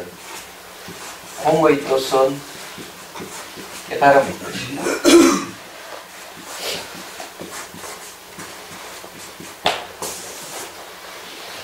너무나 딱 많이 들어가죠. 저 계속 저렇게 많은데 한 줄로 무상적공, 연기적각 이렇게 쫙 정리가 되는 거죠.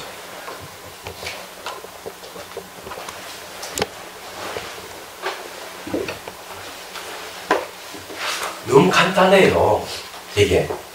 그러면은 생멸하고 불생불멸이 결합된 걸 깨트리는 방법이 뭐냐? 이러니까 무상 관찰하면 돼요. 무상은 과거, 현재, 미래를 나눠서 관찰을 하고, 연기적각도 마찬가지예요. 생각이 일어나는 적각, 흔적 없음, 자체 없음을 딱 깨닫는 거예요. 그러면 이제 생멸과 불생불멸의 합상을 깨트리게 되는 거죠. 그래서 이게 종소리와 똑같은 겁니다.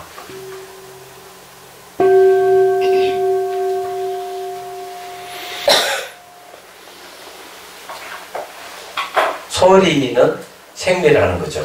그죠? 보시면. 소리는 생멸을 하는데,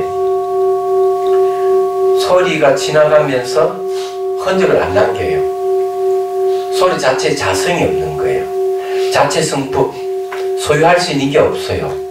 그거를 뭐라 해요? 불생불멸이라고 그래요. 이거는 모든 존재에 공통되는 현상이에요. 이런 사물만 그런 게 아니고 생각이나 감정도 똑같아요. 이런 거를 훈련을 해서 그렇게 보도록 하는 게 이제 명상이에요. 너무 간단해요. 그리고 이 구조를 내용 딱 보면은 바로 이제 저것이 보입니다. 그래서 여기 이제 그러므로 아리아식에 의해서 무명이 있다 한다. 그걸 무엇을 무명이라 하느냐? 생겼다 사라졌다는 마음의 움직임이 있는 건 다 무명에 의해서 움직이는 거예요. 그럼 지금 무명을 깨트리는 게 뭐냐 이러면 불생불멸을 보면 안 되는 거죠.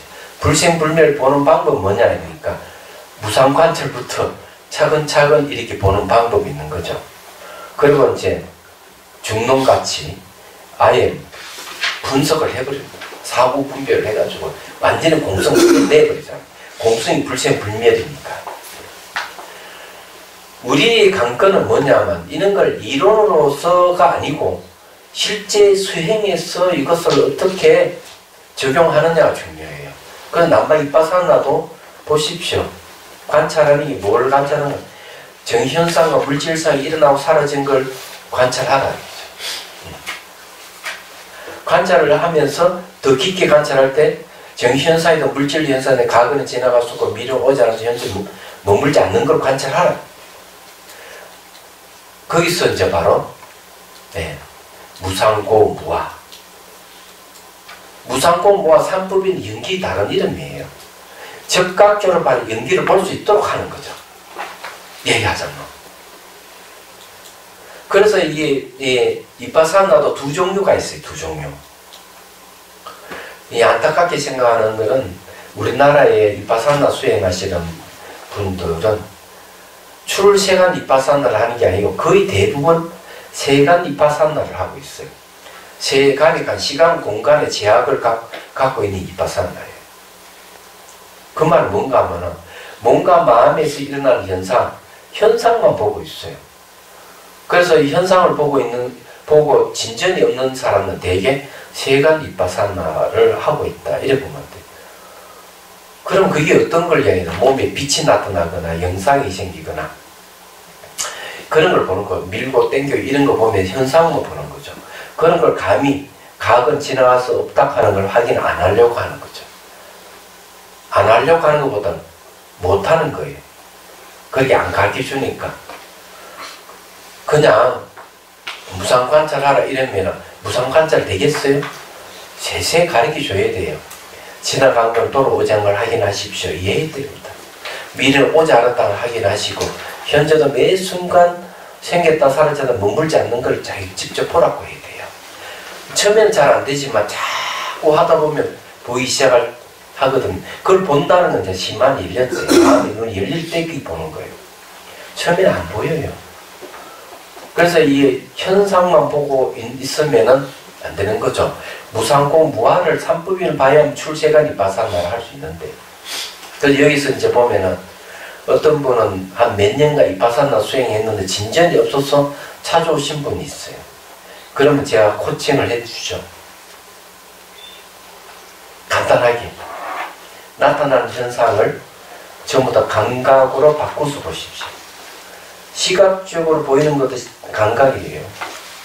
소리도 감각이고 몸의 촉각도 감각이고 냄새, 맛도 감각이잖아요. 그런 현상들을 형식으로 보아버리면은 모양이 있고 두께가 생겨요. 그게는. 근데 이것을 감각으로 싹 돌리면은 감각은 매 순간 바뀌는 것이기 때문에 그때서야 이 일어나고 사라짐이 보이기 시작을 하는 거예요. 그래서 현상에서 벗어나서 이제 무상으로 진입이 가능하다. 그렇게 해서 실제적으로 몇 년간 이파사나 수행하고도 진전이 없던 사람도 한 번에 진전을 보는 사례가 생기는 겁니다. 이런 거는요, 체험자가 아니면 가르쳐 주지를 않는 거죠. 체험해본 사람이 아는 거예요, 이게. 굉장히 간단한 것이죠. 감각을 좀 더 바꿔서 봅니다.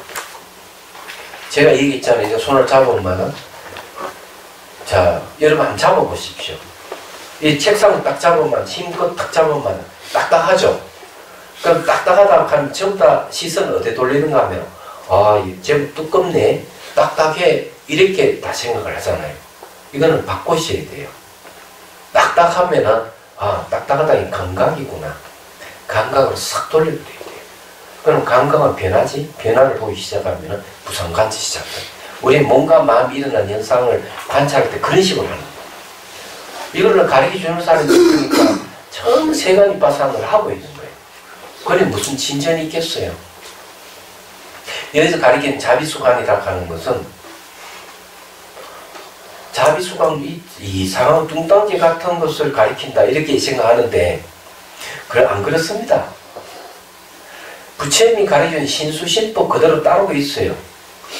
몸을 관찰하는 것은 대추 경전에 보면은 수식관과 부정관이거든요. 수식관이나 부정관은 선정을 얻는 방법이에요. 얘기하자면. 그리고 부정관은 시체가 썩어가는 1단계라든지 이런 걸 관상하는 거죠. 수식은 호흡 관찰하는 거죠. 호흡에 집중하는 것. 그런데 여기는 자비수관을 가르쳐요. 자비수관은 뭔가 뭐 자비손 이미지를 만드는 게 집중이고 자비손이 몸이 접촉해서 일어나는 현상을 관찰하는 무상 관찰하는 게 이파사나예요. 얘기하자면 사마트 이파사는 같이 실행하는 거죠. 그런데 수식관을 해도 그 다음에 부정관을 해도 몸이 사라지거든요. 근데 자비수관에도 몸이 사라져요. 그 다음 몸이 사라지면 그 다음에 감각 관찰을 들어가거든. 수가 감각이거든요. 그때는 자비손의 방편을 버리고 감각 관찰은 순수 이파사는 다시 돌아오는 겁니다. 방편만 달리 했을 뿐이에요. 감각 관찰하면 그 다음에는 이제 감각이 무상 관찰을 하기 시작하면은 마음이 무심 상태로 들어가기 시작해요. 왜? 감각으로부터 생각이 막 일어나는데 감각의 무상 관찰해 보면 감각에서 모든 생각이 다 끊어져 버려요. 감각이 무상 관찰에서.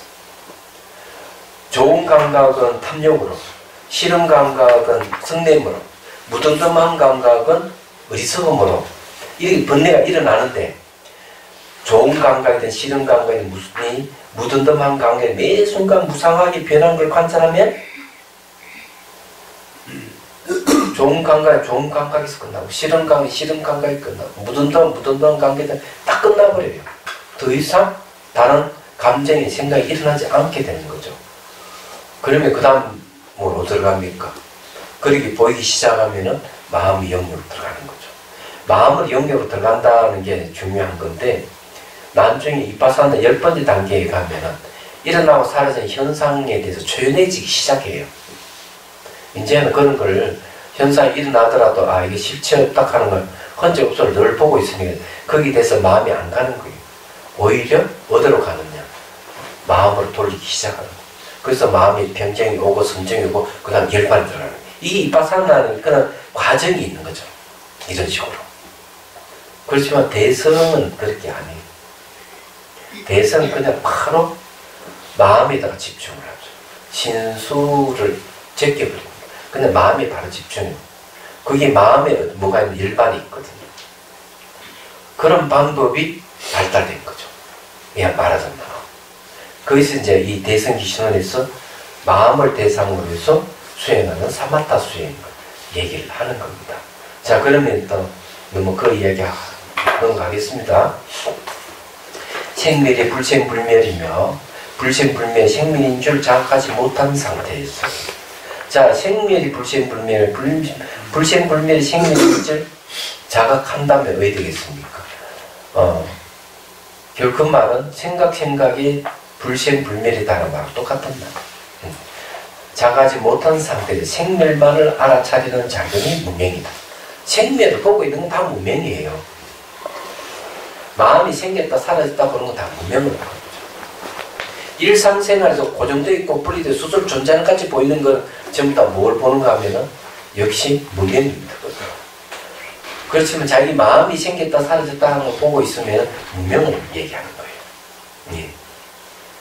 그래서 생멸만 작용은 알아차리는 작용이 무명이다. 무명 때문에 깨닫지 못한 상태가 생겨나고 그것에 따라서 인식주관과 인식대상이 생겼어.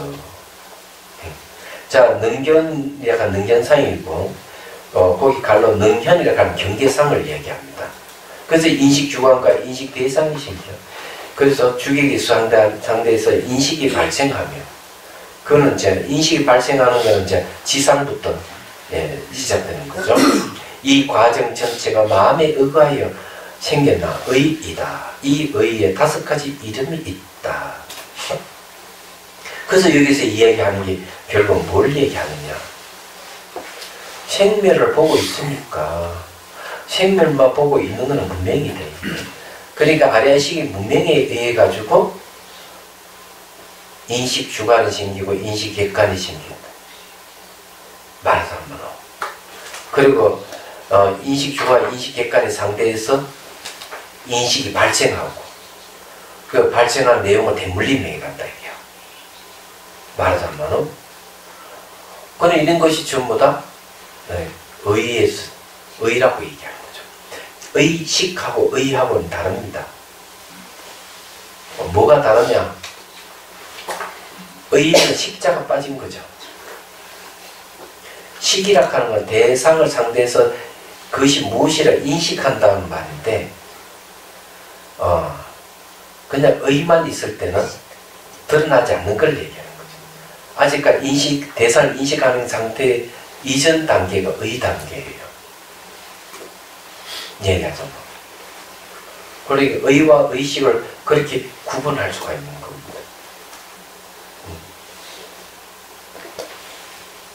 이제 이해가 되시죠? 이거 의와 의식이 어떻게 생겼냐? 생명을 보고 있으면 그런 거죠. 생명을 보고 있으면 분명인데, 거기서 주관과 객관이 생기고 주계 상대에서 인식이 생기고 그것이 반복하는 상속하는 대물림이 생기고 이런 걸 얘기를 하는 거죠. 너무 명쾌하게 얘기하고 대성기신론에서는 기가 막히는 거죠. 그러면은 마음의 이 흐름을 멈추게 하려면은 생멸을 뭘로 봐야 돼? 불생불멸로 바꿔보면은 의식 흐름이 거쳐져 버리죠. 그런 깨달음이에요. 방법이 그렇게 간단한 겁니다. 바로 저 방법이죠. 인기접각하거나 무상접공하면 되는 거예요. 얘기하자면. 너무 명쾌한 것들이에요. 근데 저게 금강경에 나는 범수유산 계시형의 약견 재상이 비상이 적견 열이라 이랬을 때 저 상은 무슨 상을 얘기하느냐? 32상 80종호를 얘기합니다. 그건 다 아는 사실이죠. 그런데 32상 80종호에 해서 부처님의 몸상만 이야기하면 안 돼요. 모든 상을 얘기하는 겁니다. 대표적인 부처님 상을 얘기하는데 부처님 그 모습을 얘기를 하지만 그 말은 바꿔서 얘기하면 모든 상을 얘기하는 거예요. 그렇기 때문에 주석은 달아서 지금은 주석을 달 때는 부처님의 30상 80종호의 상이다 이렇게 하지만 해석할 때는 거기에 한정해서 해석하면 안 되는 겁니다. 그걸 이해하셔야 돼요. 그래서 왜 그런가 하면 첩처가 부처의 도량이고 첩처가 부처가 아닌 게 없잖아요. 해석이 그렇게 딱 하면은 단순히 부처님 상에 딱 한정해가지고 그렇게 해석해야 되지 다른 상을 얘기하는 것이 아니다 이렇게 하면 틀린 거예요. 말하자면 제가 이런 얘기를 하는 거는 부처님 상이라고 못을 탁 받고 이게 정설이다 이렇게 주장하는 사람이 있기 때문에 사후의 폭을 넓혀야 된다 이렇게 제가 얘기하고 싶은 거예요. 말하자면 생멸하는 건 똑같습니다. 자, 그 다음에 이제 봅시다. 5가지 이름이 있다. 첫째는 업식이다. 업식은 주객이 아주 나눠지지 않는 모습이에요. 마음의 움직임. 업이라 하는 건 동야다. 움직임을 얘기하는 거예요. 연기의 각성을 자극하지 못한 힘이 무명에 의해서 마음이 깨닫지 못한 상태로 움직이는 인식이라는 뜻이다. 그래서 이게 마음이 깨닫지 못한 상태로 움직였다는 거죠. 이거 바꿔서 말하면 마음이 움직인다 하는 깨달지 못하기 때문에 마음이 움직이고 그럼 뭘 깨닫느냐 하면 인식 대상이 없음을 깨달으면 마음 움직임이 없다 이런 말이에요. 인식 대상이 없다. 모든 점 무자성 공이기 때문에 모든 것은 마음에서 의해서 일어나고 마음에 의해서 사라지기 때문에 그런 거예요. 그래서 마음밖에 아무것도 없다 이래 보는 거죠. 여기서 이 지금 대승기신론에 이 얘기합니다. 근데 이제 딴지를 거는 사람 있죠. 여기에. 근데 그 얘기도 맞아요. 이 모든 건 오직 마음뿐이 마음밖에 다른 경계가 없다고 딴지를 거는 학파는 중간학파예요. 중간학파 중에서도 기륜운종학파예요. 기륜운종학파를 신봉화 따르고 그걸 근거로 해서 가르침을 펴는 건 누가? 티베트 불교예요. 티베트 불교의 그 수장인 달라이 라마 스님이 그 대표고 겔룩파에서 특히 그걸 강조를 하죠. 유식에서 만밖에 다른 경계가 없다. 오직 만뿐이다. 하니까 중간 앞에 너 아니다. 이렇게 얘기하는 거죠. 대상은 존재한다. 이렇게. 문제는 어떤 식으로 존재하느냐 이기죠. 우리 만밖에 존재하는 이것이 무엇이냐 하는 거. 연기한다는 얘기죠. 그것도 무자성이다. 이렇게 얘기합니다. 그런데 내용은 차이가 있는 거죠. 그럼 우리는 둘 다 인정하면 돼요. 나는 유식파니까 중간학파, 기준논중학파에서 얘기하면 안 따르겠어. 이래 할 필요도 없고 중간학파에서 그 유식 좀 덜 떨어졌어. 그거 안 믿어. 이렇게 할 필요도 없어요. 둘 다 타당성이 있어요. 제가 보니까. 다 수용하면 돼요. 말하자면.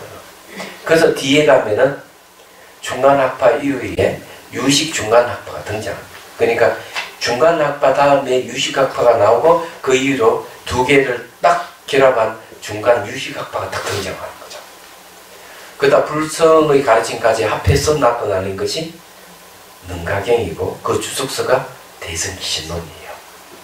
얘기하자면. 그래서 우리가 대상이 있다고 주장하는 사람이 있으면은 당신 말이 맞다. 그렇지만 그게 어떻게 존재하는가 하는 문제다 하고 제시할 필요가 있는 겁니다. 무조건 유식과 오직 만번 다른 경계가 없다만 주장하면 안 돼요. 그러면은 역시 폭이 좁아서 안 되기 때문에 다 같이 수용해야 됩니다. 저는 그렇게 보는 거죠. 말하자면.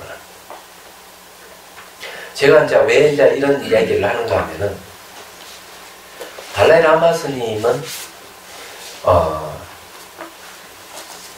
해심일경은 요의경이 아니라고 봐요. 아니, 그건 공성을 이야기하는데, 그런데 정작 좋아하는 것은 해심일경이 아니고 해심일경 소를 좋아해요. 원칙 스님이 쓰신 해심일경 소. 그래서 제가 알기로는 원칙 스님은 인도의 세친보살 같이 추앙하고 있는 거죠. 티베트 불교에서. 그럴 만도 해요. 해심일경 소에 보면은 수행에 관계되는 엄청난 자료가 그 안에 다 들어가 있어요. 그래서 제가 정말 다음에 강의하고 싶은 건 뭐냐 이러면은 금강산매경론하고 분별유박품 해심일경소를 공부하고 싶은 거예요. 수행에 대한 거니까. 그래서 그런 겁니다. 근데 어쨌든요, 그렇다 하는 걸 이제 말씀드립니다. 제가 그 해심일경, 원칙소에 따른 해심일경이 가지고 책을 번역해서 달라이 라마 스님에게 서문을 요청했어요. 그런데 달라이 라마 스님이 오케이 사인을 했거든? 근데 지금도 못 받고 있어요. 왜 그럴까 생각해보니까 그 밑에 비서진이라든지 그 밑에 사람이 딱 맡고 있는 것 같아요. 뭘 이유인지는 잘 모르지만 이걸 요구하는 것인지는 알 수가 없지만 그래서 이제 출가자는 그런 거죠. 한 번 요청하고 두 번, 세 번까지는 그리 하지만 그 이유는 하기 어려워요. 율장이나 하지 말아요. 가서 그냥 서서 보고 상대가 깨어져 주라 이렇게 얘기를 하죠. 그렇게 얘기를 하는데 제가 요청을 해도 그렇게 한 세 번 이상 요청한 느낌상 그런데 그 포기를 해버린 거 얘기하자면 포기를 해버리고 말았죠. 그래서 그 해심일경도 번역이 잘못된 번역이 있습니다. 제가 해도. 네, 왜냐하면 항상 첫 번째는 문제가 있거든요. 저 두 번, 세 번 계속 보면 새롭게 출간할 때 고쳐지거든요. 근데 벌써 그것도 지금 다시 재출간을 해야 되는데 또 못하고 있어요. 너무 이게 할 게 너무 많아가지고 글 쓸 게 너무 많고 얘기하자면 자비선사트가 글 쓰는 터인지는 모르겠어요. 그건 앞에 보니까 뭘 하나 있긴 이래 올라오는 게 뭐 무슨 그 있더라고요. 풍수적으로 진짜인지 가짜인지 잘 모르지만 하여튼 그것도 할 겁니다. 자, 공부해 봅시다. 자, 이것이 뜻하는 것은 다음과 같다. 생멸과 불생불멸이 함께하는 것이 아리아식에는 깨달은 것 깨닫지 못함이 함께 있다는 것이다. 그러므로 아리아식의 무명이 있다고 말한다. 생멸이 불생불멸이며 불생불멸이 생멸인 줄 잘 알지 못한 상태에서 생멸만을 알아차리는 작용이 무명이다. 무명 때문에 깨닫지 못한 상태에 생겨나고, 근데 생멸을 보고 있을 때는 깨달은 상태가 생겨난다는 거죠. 깨닫지 못한 상태에 생겨난다는 거죠. 그 생멸을 뭘로 봐야 되느냐? 불생불멸로 봐버리면은 무명이 이제 꺾여진다 본다는 거죠. 그것에 따라 인식 주관과 인식 대상이 생긴다. 인식이 발생하면 인식의 내용을 기억하여 대물림하게 되면 이 과정 전체가 마음의 의가에 생겨난 의이다. 의의 5가지 이름이 있다. 첫째는 업식이다. 연기의 각성을 장하지 못한 힘인 무명에 의해서 마음이 깨닫지 못한 상태로 움직이는 인식이란 뜻이다. 둘째는 전식이다. 이게 능전상이에요. 움직이는 마음에 의해서 대상을 분별하는 인식 주체가 선입된 상태를 뜻한다. 제가 이 정화선이 번역본 좋아하는 걸 읽으면 뜻이 다 드러나 있어요.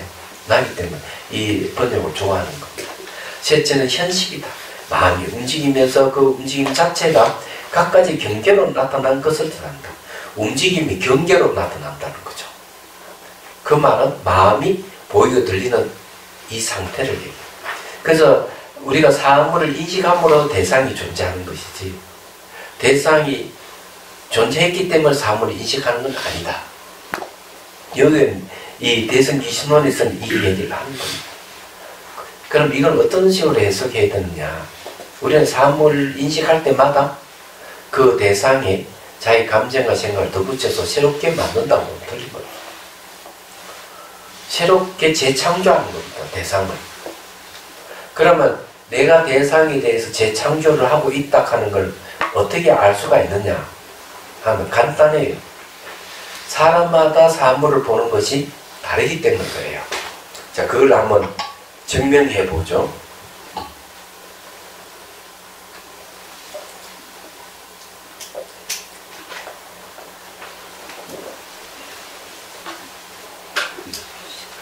자, 이건 이제 한번 분석을 한번 해보도록 하겠습니다.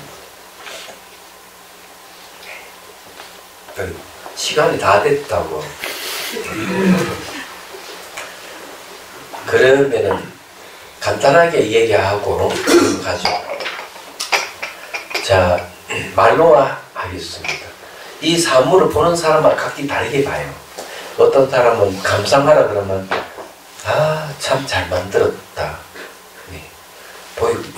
그리고 이거 아주 보이고 좋다, 뭐 둥글다 이렇게 얘기를 하거든요. 10사람에게 물어보면 10사람 다 다르게 얘기합니다. 그러면 차자는 몇 개가 있으면 10개가 필요한 거예요. 실제는 하나인데 그 말은 볼 때마다 자기 감정의 생각을 더 붙이는 거예요. 그렇기 때문에 사람마다 다르게 인식한다고 알 수가 있는 거죠. 그러면 이렇게 그렇지만 차점 자체는 있지 않느냐 이라죠. 이거 던지면 깨져버려요. 이게 뭐가 있어요? 이건 매 순간 우리 눈은 고정되어 있는 것 같이 보이지만 화학 반응이 이렇게 계속 바뀌고 있는 겁니다. 그런데 우리는 그는 변화를 갖다가 또 고정시켜서 딱 보는 게 문제예요. 그렇기 때문에 차자는 존재하지 않습니다. 알고 보면. 그래서 논술에서 그 남림에서 논리학은 시각적으로 보면 자성이 있는 같이 보이지만은 의식으로 분석해 보면 그런 건 존재하지 않는다. 이렇게 얘기하는 거죠. 그러면은 우리가 눈에 보이는 대로 보이는 대로 고정되어 있고 분리 수수 존재하는 같이 보이는 건 어떻게 해야 되느냐? 환경과 같이 봐야 된다. 이렇게 얘기를 하는 거예요. 충분한 거예요. 그래서 이게 분석이 필요해요. 분석. 순간에서 매도록 분별하지 마라 이러고만 그게 너무 매몰되다 보니까 사람이 분석하면 안 되고 분별하면 안 되는 줄을 생각을 하죠. 그래서 사람이 멍청해지는 거죠. 깨달은 자도 안 나오는 거예요. 그건 잘못된 겁니다. 그럼 뭐가 잘못됐느냐 하는 거죠. 원인과 조건에 의해서 일어나고 사라지는 걸 철저하게 분석하고 분별해야 돼요. 그렇지만 흑백 논리로 분별하면 안 돼요. 그런 분별을 하지 마라 이런 얘기예요. 그래서 어떤 분별이냐? 지혜는 분별이 들어갑니다. 반야락하는 것 사전적으로 찾아봐도 반야의 해석 보면 분별이 나와 있어요. 사리 분별을 잘 하는 것, 이것이 반야예요. 얘기하자면. 그래서 이제 여러분들이 분석할 줄 알아야 돼요. 말하자면.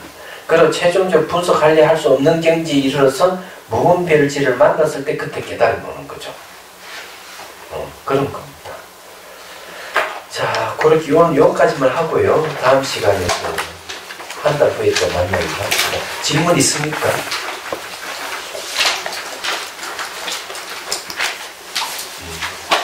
없죠? 자, 마치도록 하겠습니다.